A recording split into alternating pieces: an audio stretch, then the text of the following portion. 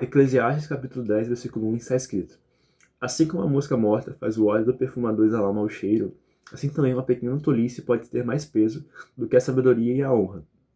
O coração do sábio se inclina para o bem, mas o coração do tolo se inclina para o mal. Quando o tolo vai pelo caminho, falta-lhe o entendimento, e assim mostra a todos que é mesmo um tolo. Se aquele que governa ficar indignado contra você, não deixe o seu lugar, porque o ânimo sereno calma grandes ofensas. Ainda há o mal que vive debaixo do sol. Um erro cometido pelos que governam, os tolos colocados em muitos postos elevados, enquanto os ricos ocupam os postos inferiores. Vi servos andando a cavalo e príncipes andando a pé, como se fossem escravos.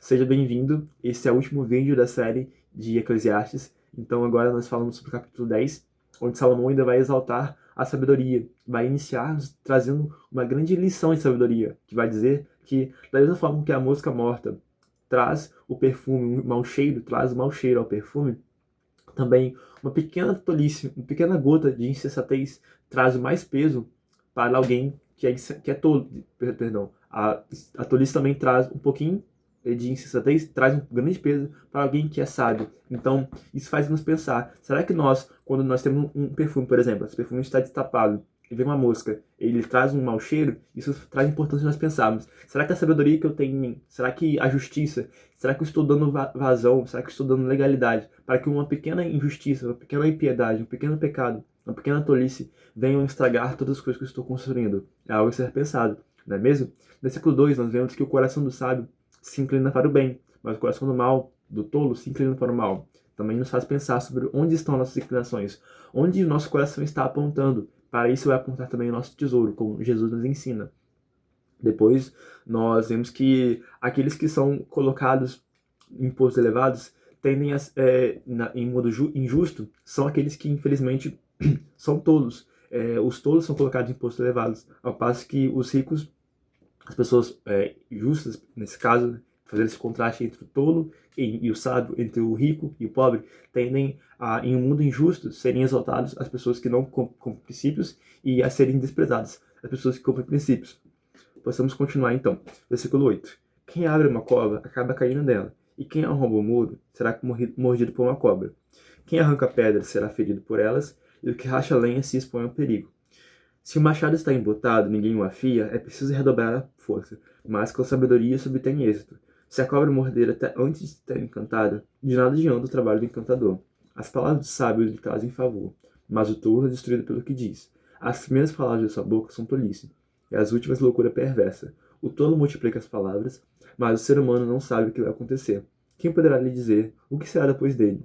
O trabalho do tolo fatiga, pois nem sabe ir à cidade. Ai de você, ó terra cujo rei é criança, e cujos príncipes se banqueteiam já de manhã. Feliz é você, ó terra cujo rei é filho de nobres, e cujos príncipes se sentam à mesa a seu tempo, para refazer as forças e não para se embriagar. Por causa da preguiça o teto desaba, e por causa dos braços cruzados a casa tem goteiras. As festas são feitas para rir, o vinho alegra a vida, e o dinheiro dá conta de tudo. Nem pense em pensamento fale mal do rei, e não fale mal do rico, nem mesmo quando você estiver sozinho em seu quarto, porque as aves do céu poderiam levar a sua voz, e os que têm asas poderiam contar o que você falou. Nesse texto que nós lemos, algo que se destaca para mim é o versículo 10, que vai falar sobre o machado embotado. Embotado aqui é um machado que não tem que não foi afiado. Aqui também nos faz pensar, será que nós, quando estamos fazendo algo relevante, nós não primeiramente estamos nos preparando, não estamos nos desenvolvendo? Porque se o machado não for afiado, ele pode fazer talvez o dobro ou o triplo da força que o machado que está afiado faria para realizar o mesmo trabalho. Por isso nós precisamos também, com sabedoria, obter o êxito. Nós precisamos da sabedoria para obter o êxito em tudo aquilo que nós façamos. Nisso está a importância de nós buscarmos sabedoria, uma vida sábia. Antes, no versículo 8, também Salomão falar sobre as causas e consequências. Quando nós entendemos que tudo aquilo que nós fazemos na vida existe uma consequência, nós passamos a andar com mais cuidado, nós passamos a andar também com mais prudência, com mais diligência, porque quando nós, no versículo 8, abrimos uma cova, tendemos a acabar caindo nela. Quando nós realizamos algo ruim, nós tendemos a sofrer as consequências disso. Aqui também no versículo 8 ainda fala que aquele que arromba o muro tem que ser mordido por uma cobra que estava nesse muro. Ou seja, quando nós fazemos algo ruim, nós tendemos a ser penalizados, teremos que ser punidos. Por isso está a importância de nós buscarmos uma vida justa, uma vida sábia, uma vida íntegra, para que quando nós fizermos algo bom, nós tenhamos a consequência dos frutos bons na nossa vida e não sejamos penalizados com as pessoas que vivem de forma injusta e ímpia. Continuemos. Capítulo 11, versículo 1. Lance seu pão sobre as águas, porque depois de muitos dias você o achará. Reparta com 7, até mesmo com 8, porque você não sabe que mal sobrevirá à terra. Se as nuvens estão cheias, derramem chuva sobre a terra. Se uma árvore cair para o sul ou para o norte, no lugar em que cair, aí ficará. Quem somente observa o vento nunca semeará. O que olha para as nuvens nunca fará colheita. Assim como você não conhece o caminho do vento, nem sabe como se formam os ossos no ventre da mulher grávida, assim também não entende as obras de Deus, que faz todas as coisas. Semeie sua semente de manhã e à tarde não fique de braços cruzados, porque você não sabe qual irá prosperar, se esta, se aquela, ou se ambas serão igualmente boas. Doce é a luz e agradável aos olhos é ver o sol. Mesmo que alguém viva muitos anos, deve alegrar-se em todos eles. Contudo, deve lembrar-se de que há dias de trevas e que serão muitos, e que tudo que virá é vaidade.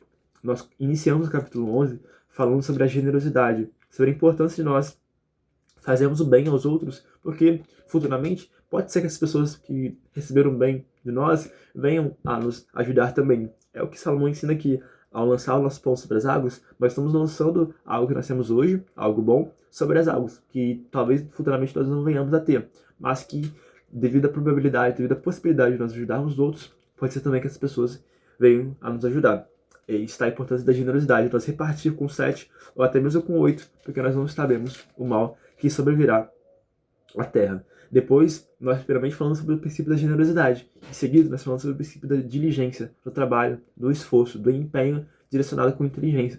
Salomão fala aqui que nós precisamos semear, não apenas observar o vento, porque a pessoa que apenas observa as coisas, que apenas que faz fantasias, que apenas que imagina e não trabalha, tende a não prosperar, tende a não enriquecer, tende a não receber o trabalho, não receber o fruto que vem daqueles que trabalham. Aqui Salomão vai nos ensinar isso no versículo 6. É importante nós semearmos de manhã e à tarde também nós não ficarmos de braços cruzados, porque nós não sabemos o fruto que vai vir de cada coisa que nós estamos semeando. Por isso que é tão importante nós buscarmos fazer as coisas certas, buscar ser generosos e também buscar ser diligentes, pessoas que trabalham da forma certa. Continuando, versículo 9. Alegre-se, jovem, na sua mocidade, e que seu coração lhe dê muita alegria no dia da sua juventude. Ande nos caminhos que satisfazem o seu coração e agradam os seus olhos. Saiba, porém, que de todas essas coisas Deus lhe pedirá contas. Afaste do seu coração a mágoa e remova do seu corpo a dor, porque a juventude e a primavera da vida são vaidade. Vocês se lembram que Salomão aqui escreve provavelmente em uma fase mais idosa, uma fase da sua velhice, então uma fase mais reflexiva. Agora ele está olhando em retrospecto, fazendo uma retrospectiva para a sua vida e pensando: jovem, alegre-se na sua juventude. Você deve se alegrar na sua mocidade. Que seu coração lhe dê muito alegria nos seus dias de juventude. Que você deve andar naquilo que satisfaz o seu coração. Buscando sim a satisfação, mas sem esquecer que Deus é quem vai trazer à luz as suas obras. Então é buscar satisfazer sim, como Salomão ensina antes, mas buscar também andar em justiça, andar em integridade. É afastar do nosso coração toda mágoa, afastar do nosso coração toda tristeza, toda melancolia, buscar se alegrar, satisfazer o nosso trabalho, mas também lembrando da importância de viver de forma justa e íntegra. Continuamos no capítulo 12. Lembre-se do seu Criador no dia da sua mocidade, antes que venham os dias maus, e cheguem os anos que você dirá: não tenho neles prazer. Lembre-se do Criador antes que se escureça o sol, a lua e as estrelas, e as nuvens voltem depois da chuva. Lembre-se dele antes do dia em que tremerem os quartos de sua casa, os seus braços e se curvarem, os homens que no passado eram fortes, as suas pernas, e cessarem os moedores da sua boca, por já serem poucos, e se escurecem os que olham pelas janelas, os seus olhos. Faça isso antes que as portas da rua se fechem e o ruído das pedras do moinho se torne difícil de ouvir. Quando você se levantar a voz das aves e todas as harmonias, filhas da música, começarem a desaparecer. Quando você tiver medo do que é alto e se espantar no caminho, quando florescer como a amendoeira e quando o gafanhoto lhe for um peso, e quando você perder o apetite, porque o ser humano vai à morada eterna, e os pranteadores andarão rodeando pela praça. Lembre-se do seu Criador, antes que se rompa o fio de prata, e se despedace o corpo de ouro, e se quebre o cântaro junto à fonte, e se desfaça a roda junto ao poço, e o pó volte à terra, de onde veio, e o espírito volte a Deus, que o deu. Vaidade de vaidade, diz o pregador, tudo é vaidade. Salomão conclui, aparentemente, com uma nota pessimista. Você se lembra que eu iniciei também esses vídeos falando que Eclesiastes é um livro mais pessimista, porque Salomão olha a vida sob a ótica materialista, sob a ótica debaixo do sol. E aparentemente essa vida aqui não faz sentido, porque hoje você é jovem, como Salomão falou aqui aos jovens, e amanhã você já futuramente você está idoso, você já está na fase da velhice. E aparentemente não faz sentido. Porque quando você já está na fase da velhice, você tenta comer, Salomão vai falar que os mordedores, né, a sua boca tenta comer, mas você não consegue. Você tenta olhar, mas você não consegue olhar. Você tenta se proteger, mas não é capaz de se proteger, porque você está fraco. Você acaba dependendo de outras pessoas. Por isso que é tão importante nós buscarmos nos alegrar na juventude, buscar nos alegrar na mocidade, mas sem esquecer de, primeiramente, cumprir princípios, buscar a justiça, fazer as coisas de forma certa, buscar a vida sábia, e também sem esquecer que futuramente nós iremos envelhecer. Futuramente nós também seremos como as pessoas mais velhas.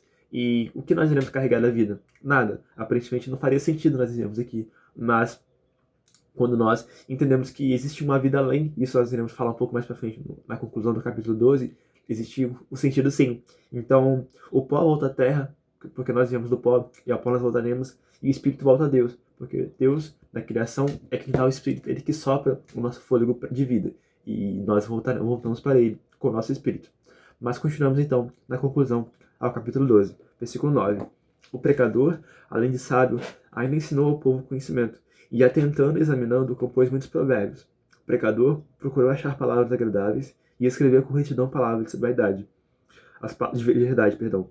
As palavras dos sábios são como aguilhões, e as coleções de sentenças são como pregos bem fixados. Elas provêm de um único pastor. Além do mais, meu filho, leve em conta o seguinte: não há limite para fazer livros, e muito estudar em enfado da carne. De tudo que se ouviu, a conclusão é esta: tema a Deus e guarde seus mandamentos, porque isto é o dever de cada pessoa, porque Deus há de trazer a juízo todas as obras, até as que estão escondidas, quer sejam boas, quer sejam más.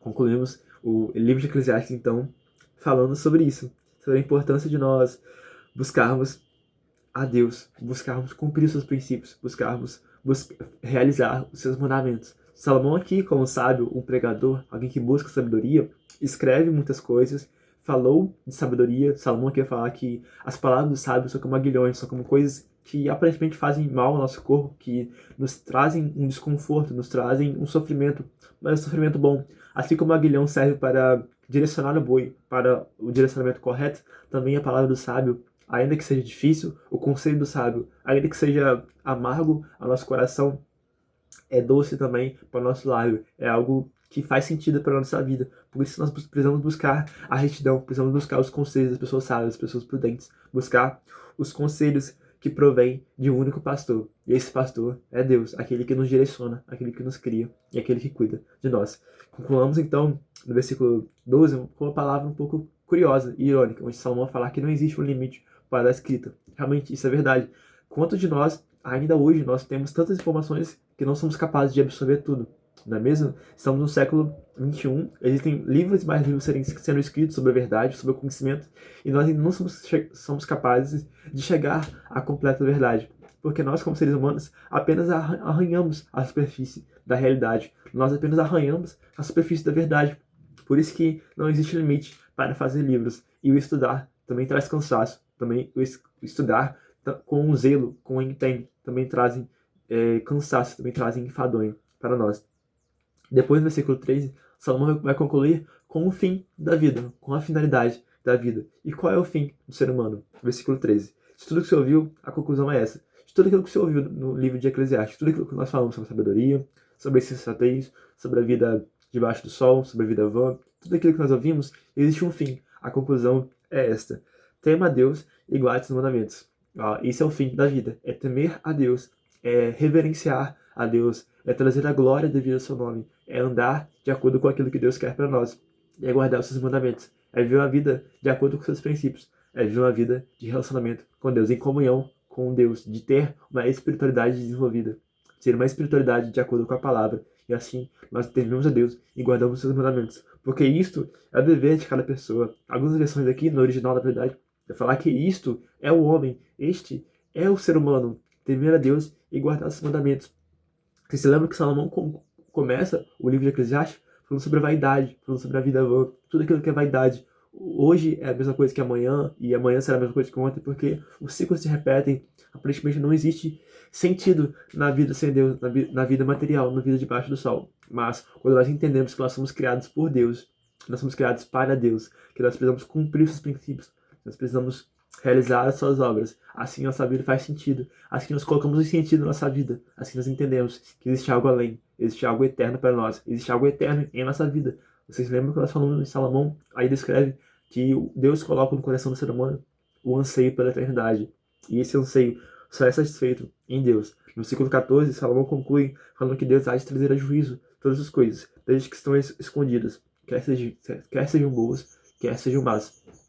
Então, que nós possamos concluir o capítulo 12 de Eclesiastes e também todo o livro de Eclesiastes pensando: será que minha vida é vã? Será que a minha vida está como apenas vaidade, uma vida que não enxerga as coisas que estão além do sol? Que nós possamos então entender a importância de nós buscarmos as coisas eternas, as coisas que são espirituais, buscar cumprir os princípios, buscar uma vida que teme a Deus, uma vida que guarda os mandamentos. Assim nós iremos superar a vaidade da vida. Assim nós iremos superar uma vida sem sentido, uma vida vazia. Eu espero que esses vídeos possam servir para te edificar, possam te ajudar. E não se esqueça de curtir, comentar, se inscrever e compartilhar, para que mais pessoas também possam entender essas verdades tão importantes para a nossa vida. Muito obrigado.